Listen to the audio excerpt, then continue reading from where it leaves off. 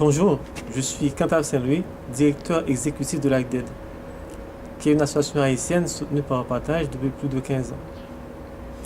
Vous savez sans doute que Haïti, d'où je viens, a été frappé le 12 janvier dernier par un terrible séisme. Beaucoup de gens sont morts, près de 300 000. Plus de 200 000 maisons ont été endommagées et 500 000 personnes ont dû être déplacées ou gagner leur localité d'origine. 8 mois après, certes, beaucoup de choses ont été faites. Il n'y a pas eu d'épidémie. Les gens ont pu survivre. Ils sont retournés à la vie. Mais plus d'1 million de personnes vivent encore sous les tentes. Or, les tentes n'offrent pas de garantie pour protéger ces gens-là contre les pluies tropicales et les cyclones qui frappent le pays régulièrement. Alors, il reste encore beaucoup à faire pour ces gens-là. Surtout des gens qui n'ont pas grand espoir en ce qui concerne leur relogement. Avec DED, nous travaillons surtout en milieu rural, dans les montagnes, où il y a surtout des familles paysannes pauvres. Or, ces gens, ces familles pauvres, ont dû accueillir beaucoup de parents qui cherchaient à fuir les zones dévastées. Ces familles ont donc dû mettre à la disposition de leurs parents les maigres ressources dont elles disposaient. En conséquence, leur situation qui était déjà misérable a empiré.